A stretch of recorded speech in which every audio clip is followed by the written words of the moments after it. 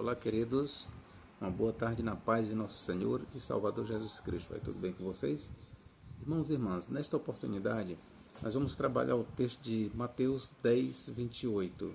E em cima da leitura nós vamos trabalhar este tema.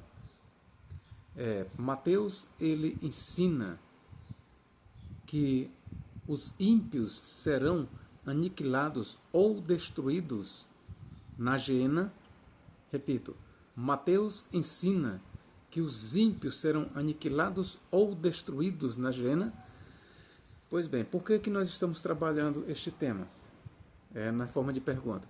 Porque sabemos que os adventistas do sétimo dia, que não creem na imortalidade da alma, que dizem que o homem, uma vez morto, está totalmente morto, nada sobrevive à morte do corpo, eles usam exatamente Mateus 10, 28, para dizer que a alma, ela é perecível, a alma, ela vai ser destruída. E entenda, para os adventistas do sétimo dia, alma é a própria pessoa. Eles não fazem uma distinção como nós, imortalistas, fazemos.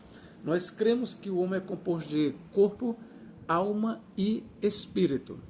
Você pode ver em 1 Tessalonicenses 5, 23 e Hebreus 4, 12, que diz que o homem é composto de corpo, alma e espírito. Ok? Mas para os adventistas do sétimo dia e para outros que ensinam que o homem é apenas matéria, ou seja, que as expressões corpo, alma e espírito nada dizem além de a matéria, e que por espírito nós poderíamos entender o fôlego, e por alma nós poderíamos entender simplesmente a vida, e que a partir do momento em que nós morremos, a partir do momento em que o homem morre, perece todos os seus sentidos, perece todos os seus sentimentos, desaparece tudo, ou seja, ele entra em extinção. E eles usam a passagem de Mateus, como eu falei, 10, 28, que diz: não temais os que matam o corpo, mas não podem matar a alma. Temei antes aquele que pode fazer perecer no inferno, que no grego é Gehenna, tanto o corpo como a alma. Eu vou ler aqui para vocês o próprio texto. Eu citei apenas de memória. Olha o que diz aqui. Mateus 10, 28.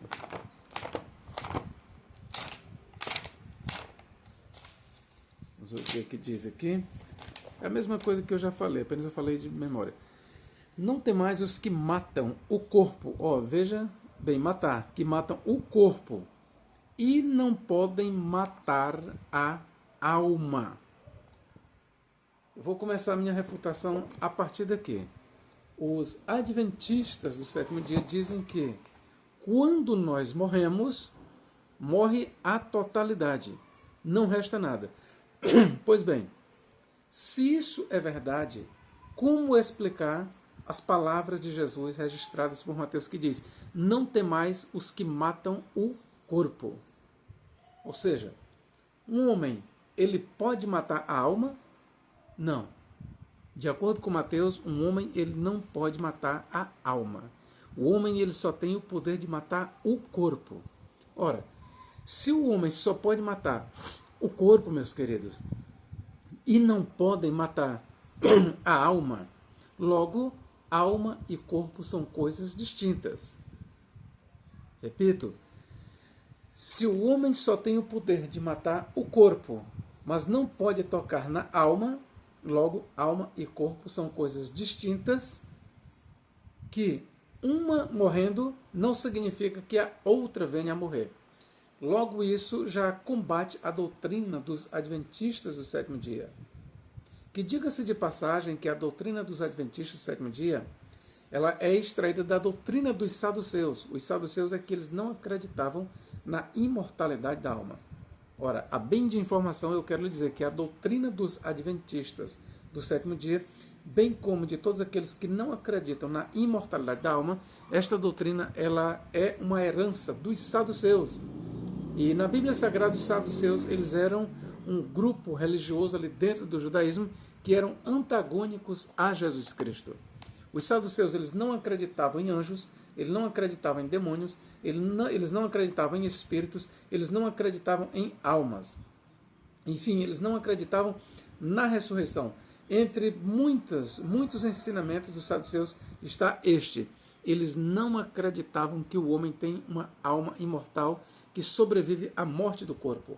Então, a doutrina adventista do sétimo dia sobre o sono da alma é uma herança dos saduceus, um grupo antagônico e ferrenho aos ensinos de Jesus Cristo. Pois bem, mas olha o que Mateus diz. Não tem mais os que matam o corpo e não podem matar a alma. Ora, mas são os próprios adventistas do sétimo dia, de acordo com a doutrina dos saduceus, que dizem que quando o homem morre, morre corpo, alma e espírito. Porque para eles, o homem é um ser holístico. Ou seja, não dá para o homem morrer e ficar o espírito vivo ou a alma viva. Para eles, quando um homem morre, morre todo o seu ser, morre todo o seu corpo, alma e espírito. E repito, quero deixar bem claro, de acordo com os adventistas do sétimo dia, que defendem uma herança dos saduceus, eles dizem que o homem não tem uma alma que sobreviva à morte do corpo. Mas o que é que nos diz Mateus?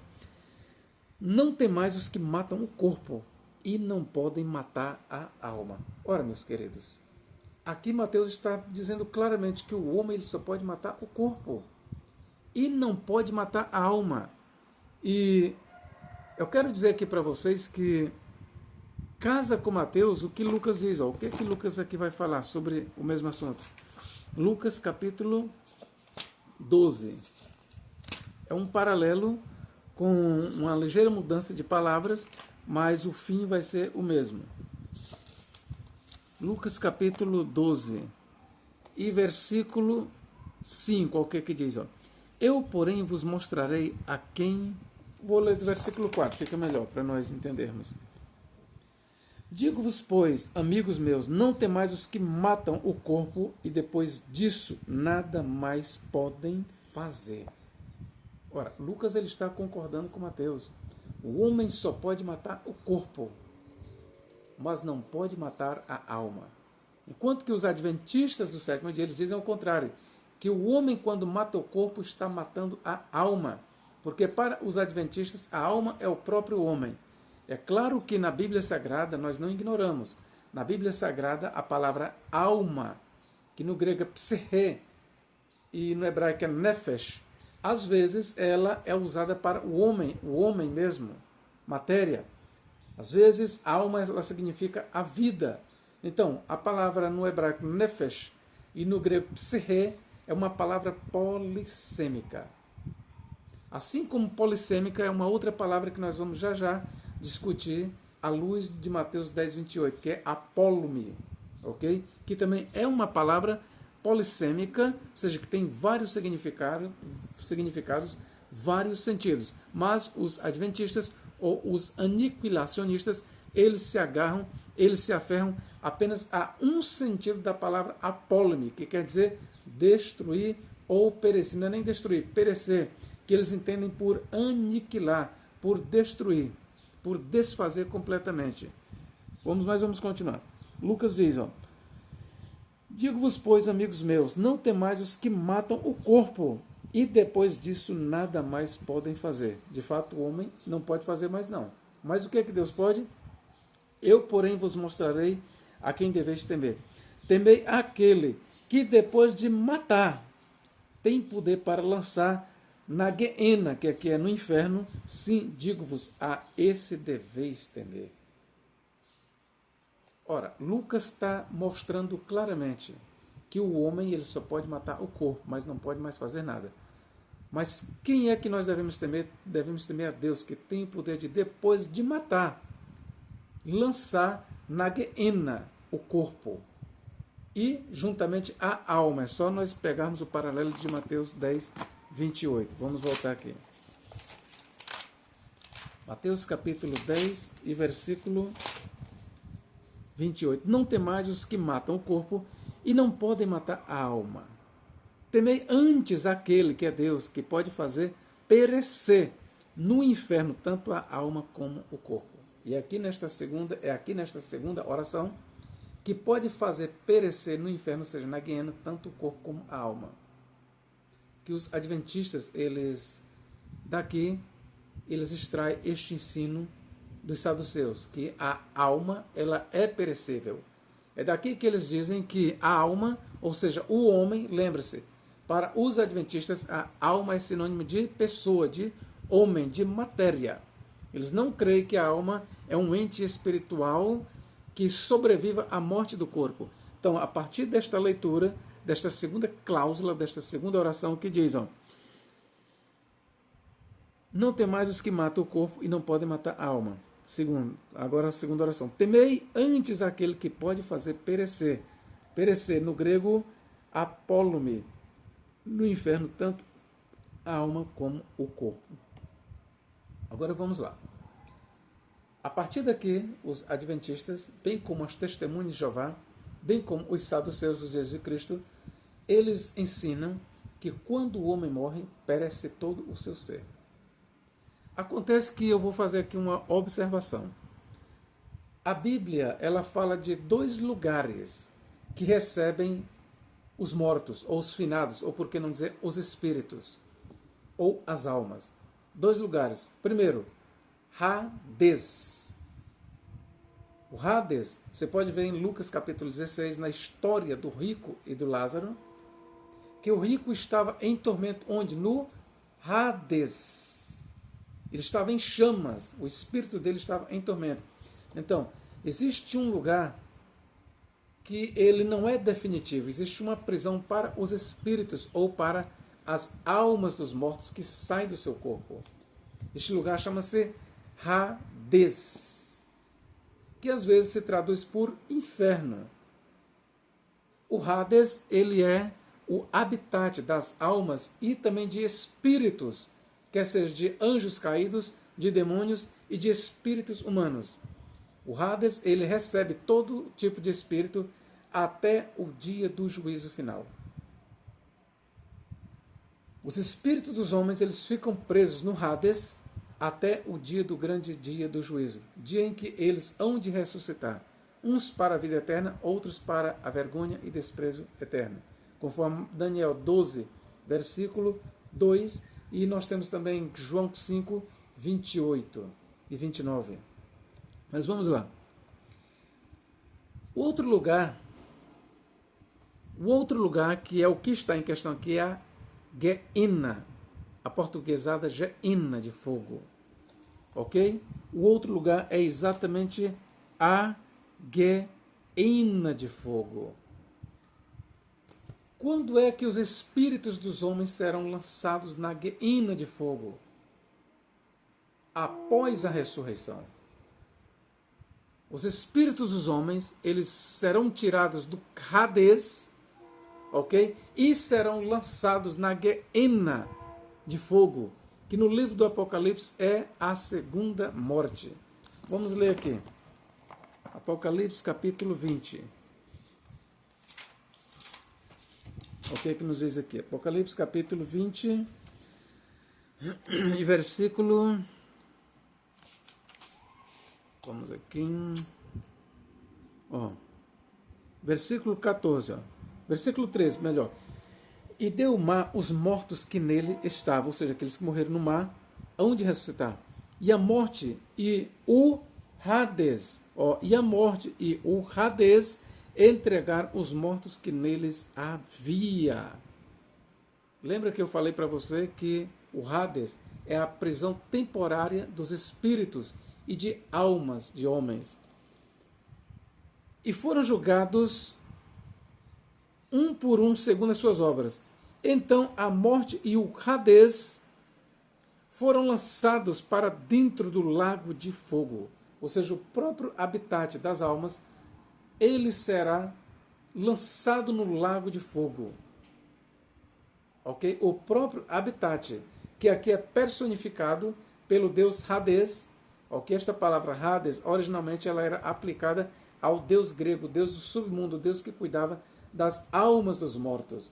Então aqui nós temos uma personificação, lembre-se, em Apocalipse nós temos uma personificação da morte e do Hades. O Hades e a morte aqui são vistos como pessoas, como seres inteligentes, pensantes, que mantinham cativos as almas dos mortos. Então, nesta figura de linguagem, João no Apocalipse ele diz, então a morte e o Hades foram lançados para dentro do lago de fogo. Esta é a segunda morte, o lago de fogo. E se alguém não foi achado inscrito no livro da vida, esse foi lançado para dentro do lago de fogo. Queridos, este lago de fogo aqui em questão é o mesmo Gehenna, ou inferno, mencionado em Mateus 10, 28, que diz, não tem mais aquele que não pode matar a alma. Tem poder de matar o corpo, mas não pode fazer mais nada. Temei antes aquele que pode fazer perecer, no grego é poleme, no inferno, tanto a alma como o corpo. Por que eu fiz esta observação? Porque aqui os adventistas do sétimo dia, eles se atrapalham bem como os mortalistas. Ora, se o homem, quando morre, se acaba, agora eu vou usar aqui o mesmo argumento do pastor Elias, que ele usou contra um mortalista. Se o homem se acaba, ok, mas Mateus 10, 28, ele está falando da alma na Gehenna. E sabemos que os homens só serão lançados na Gehenna depois da ressurreição. Então o pastor Elias ele usou até este argumento, ele diz, na hipótese, suponhamos que seja verdade, que Mateus esteja ensinando que as almas serão aniquiladas na Gehenna, mas aqui Mateus está dizendo que serão aniquiladas apenas na Gehenna. Logo, se a alma será aniquilada apenas na Gehenna, onde estão... Pastor Elias, eu achei interessante o argumento dele. Onde estão agora a alma, por exemplo, de Caim e de todos os ímpios? Eu simplesmente amei este argumento do pastor Elias. Onde está agora a alma de Caim? Eu amei o argumento do pastor Elias. De fato é isso. Porque Mateus, se é que Mateus está ensinando o aniquilamento da alma, mas ela será aniquilada onde? Não no Hades, mas na Gehenna. E visto que o homem tem uma alma que é distinta do corpo, e visto que Mateus ensina que o homem só pode matar o corpo, mas não pode matar a alma, logo, quem matou o corpo de Caim, mas não matou a alma? Todos os ímpios que morreram apenas no corpo, mas a alma continua consciente no Hades. E isto aqui é uma doutrina bíblica, é só você ver Lucas capítulo 16 e versículos 22 a 31. É só você ler lá a história de Lucas sobre o rico e o Lázaro, que você vê que o rico, que ainda não havia ressuscitado e não ressuscitou, ele já estava sofrendo tormentos no Hades. Então não é verdade que quando o homem morre, morre todo o seu ser. Isto não procede. Agora eu quero ler aqui um pequeno comentário que eu mesmo fiz aqui no meu caderno. Eu vou ler e aí nós vamos analisar. A palavra perecer no grego apólome, em Mateus 10, 28, significa destruir. Minha refutação. A passagem de 1 Coríntios 15, 18 é usada numa situação hipotética. Se Cristo não ressuscitou, os que dormiram em Cristo pereceram. Lá perecer, também nós temos apolonto, que vem de apólome. Neste contexto, a palavra grega apolonto, de apólome, pode realmente significar destruir ou condenar, que outras versões traduzem por perecer. Vamos lá. O raciocínio é este. Se Cristo não ressuscitou, os que morreram em Cristo estão condenados. É isso que Paulo está dizendo. Se Cristo não ressuscitou, os que morreram em Cristo estão condenados.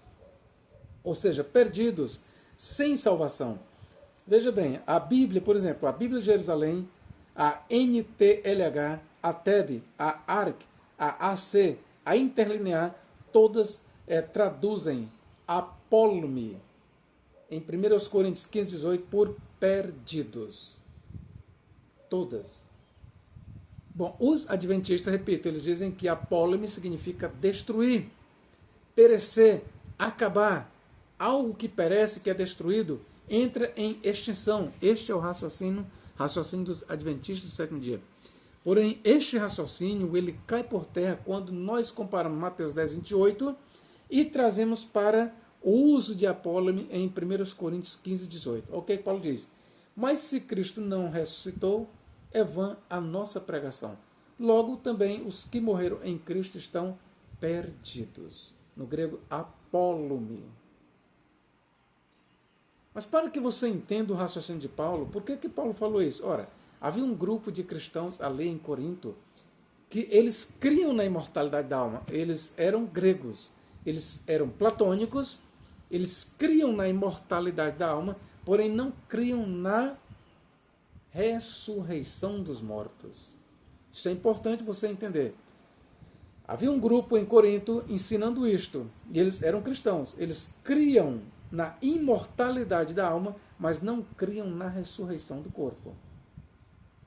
Mas então Paulo ele refutou-os, porque ao mesmo tempo que eles não acreditavam na ressurreição do corpo, mas eles acreditavam na ressurreição de Cristo.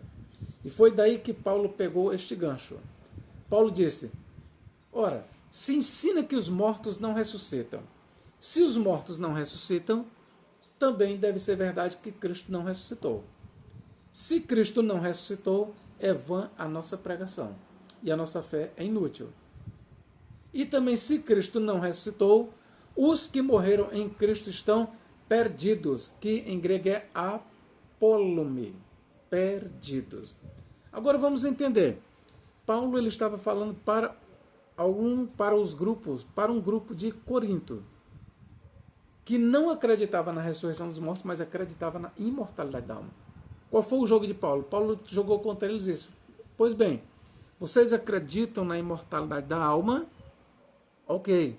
Mas vocês não acreditam na ressurreição dos mortos. Mas eu quero que vocês entendam que para que os mortos ressuscitem, é necessário também haver uma alma antes. Mas se os mortos não ressuscitam, é porque Cristo não ressuscitou. Este foi o argumento de Paulo. Se os mortos não vão ressuscitar, é porque Cristo não ressuscitou. E ainda mais, e se Cristo não ressuscitou, logo os que morreram em Cristo estão perdidos. Paulo estava negando a imortalidade da alma? Não. Ele estava dizendo que se é verdade que os mortos não ressuscitam, então também deve ser verdade que Cristo não ressuscitou. E de uma vez que Cristo não ressuscitou, então estão condenados, estão perdidos aqueles que morreram em Cristo. Perdido em que sentido? Ora, mas Paulo acreditava na imortalidade da alma. Mas o que é que Paulo estava dizendo para eles? A pregação de vocês é vã. Os que entre vocês morreram na esperança de Cristo, eles estão perdidos, estão condenados. Não vão ressuscitar, mas estão condenados. Por quê? Porque se eles não vão ressuscitar, Cristo também não ressuscitou. E quando Paulo jogou esse argumento, Cristo não ressuscitou, é óbvio que eles não acreditavam. Porque para eles, para este grupo, que não acreditava na ressurreição dos mortos, mas eles acreditavam na ressurreição de Cristo. E Paulo jogou exatamente isso. Mas se é verdade que os mortos não ressuscitam, então também é verdade que Cristo não ressuscitou. Se é verdade que Cristo não ressuscitou, logo estão perdidos, condenados aqueles que morreram em Cristo. Agora pense bem comigo, meus queridos. Mas os adventistas eles podem dizer, mas está aí. A palavra apólome, em 1 Coríntios 15, 18, pode significar perdido, perecer, destruir. O que é que Paulo está dizendo? Que se Cristo não ressuscitou, aqueles que morreram em Cristo estão destruídos, estão extintos. Muito bem. Agora eu pergunto aqui para você, adventista do sétimo dia, você aniquilacionista. Aqueles que morreram em Cristo, os seus familiares, aqueles que morreram em Cristo, eles estão perdidos agora, no sentido de extintos? Você vai dizer, estão, no sentido distinto, estão, eles não existem. Eles estão dormindo, eles não existem. Ok, mas não foi isso que Paulo disse.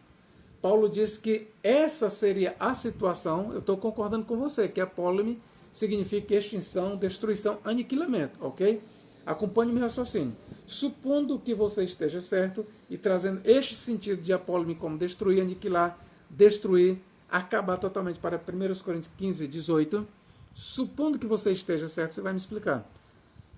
Se este é o pensamento usado por Paulo, que diz que apólime significa destruir, acabar, destruir totalmente, mas veja, Paulo ele diz o seguinte: se Cristo não ressuscitou, logo os que morrerem em Cristo estão perdidos.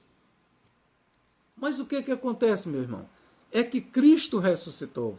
Ora, sendo que Cristo ressuscitou, então aqueles que morreram em Cristo não estão perdidos. No grego, apólime, não estão no estado de apólime. Eles não estão perdidos. Ora, se Cristo não houvesse ressuscitado, aqueles que morreram em Cristo estavam perdidos, não existe, logo o contrário é verdade. Sendo que Cristo ressuscitou, então aqueles que morreram em Cristo não estão perdidos, não estão em extinção. Entende aí o raciocínio? Que Paulo está dizendo exatamente isso. Logo aqueles que morreram em Cristo não estão perdidos, não estão condenados, não estão em extinção. Se não estão em extinção, mas estão mortos, só resta uma solução. É você concordar que apenas o corpo morre, apenas o corpo entra em extinção, mas a alma ela sobrevive à morte do corpo. Este é o sentido, meu irmão. E nós podemos realmente traduzir apólime em 1 Coríntios 15, 18 por perdidos, por condenados. E se Cristo não ressuscitou, logo aqueles que morreram em Cristo estão condenados. E é exatamente neste sentido de condenados, apólime como condenado, que Mateus 10, 28 usa e diz: não temais aqueles que matam o corpo e não podem matar a alma. Temei antes aquele que pode condenar na Geena, pode condenar. No grego nós temos apólome, que se traduz por pode fazer perecer, pode também, como eu vi bem aqui, deixa eu ver, o raciocínio, vou ler mais uma vez aqui, perdidos, isso, podem fazer perdidos no inferno, tanto o corpo como a alma. Eu quero ler aqui mais uma vez aqui para você, para mim não dizer nada errado. Mateus 10, 28, eu vou ler aqui na Almeida, Revista e Atualizada, e depois na NTLH. Não temais os que matam o corpo e não podem matar a alma. Temei antes aquele que pode fazer perecer no inferno, tanto o corpo como a alma. Na Nova Tradução, ou na NTLH, diz assim, não tenham medo daqueles que matam o corpo, mas não podem matar a alma. Porém, tenham medo de Deus, que pode destruir no inferno, ou seja, na Geena, tanto a alma como o corpo. Aqui ele diz destruir.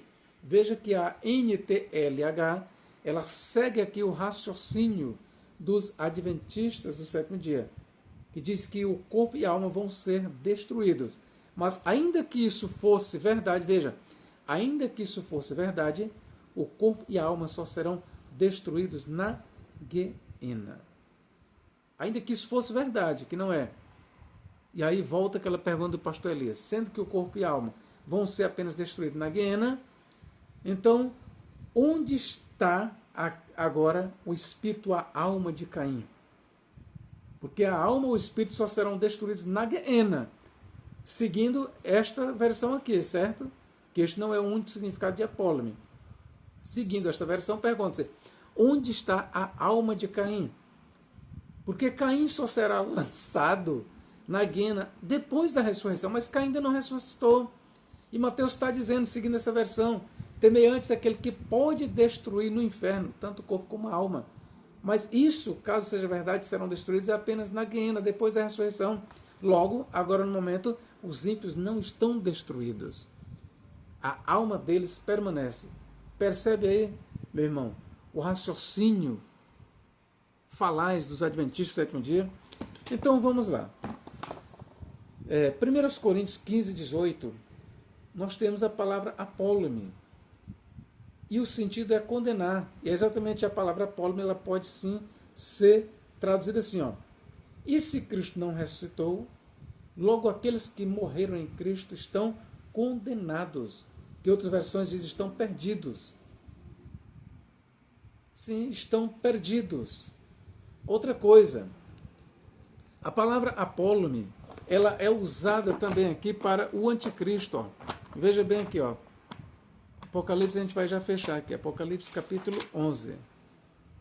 Aliás, 17. Olha o que diz aqui. Apocalipse capítulo 17, versículo 8. Ó. E a besta que viste era e não é, e está para emergir do abismo, e caminha para a destruição. Ó, e caminha para a destruição. Vamos ver aqui, ó. No grego, ó. E a besta que viste caminha do abismo para a destruição. Ó. No grego nós temos apoleian, que vem exatamente de apólome, caminha para a destruição. Mas só tem uma coisa, queridos. Você pode dizer, a besta ela será aniquilada. Ó, caminha para a destruição. Essa destruição aqui, ela pode ser também traduzida por e caminha para a condenação. A referência aqui é que o autor está dizendo que a besta era e não é, mas se levantará, caminhará para a destruição. Destruição onde? No lago de fogo, que resulta o quê? Numa condenação e não numa extinção. E não numa extinção. E ainda que fosse verdade que a besta será aniquilada, destruída no lago de fogo, todavia, a besta, antes de ser lançada no lago de fogo, o anticristo, ela passará pelo Hades. O apóstolo João, o que escreveu o livro do Apocalipse, ele mostra que o espírito do anticristo, ele se encontra no Hades agora. Como professor, exatamente. Ou seja, o anticristo, ele é alguém que já viveu. Para o autor sagrado, repito, para o autor sagrado, o anticristo, ele é o imperador Nero, que quando ele escreveu o livro do Apocalipse, o imperador Nero corporalmente estava morto, mas o seu espírito estava no abismo. A palavra abismo no grego é abissos, é um sinônimo de Hades. Aqui, ó, Apocalipse 11, 7. Apocalipse 11, 7, olha o que diz, ó. Quando tiver então concluído o testemunho que devem dar, a besta que surge do abismo, no grego é abissos. O abismo em questão aqui é o Hades. Ó, quando acabar o seu testemunho, a besta que surge do abismo. Quando o autor sagrado escreveu o seu livro, era crença naquela época que o anticristo seria o imperador Nero ressurrecto dos mortos. E o autor do Apocalipse, ele concordava com esta ideia. E ele diz que a besta, que é o anticristo, ela se encontra no abismo, mas do abismo ela subirá. É só nós lermos bem aqui, ó, mais outra referência aqui, ó. Apocalipse 17, 8, vou ler de novo. E a besta que viste era e não é, e está para emergir do abismo. O abismo aqui é uma referência ao Hades.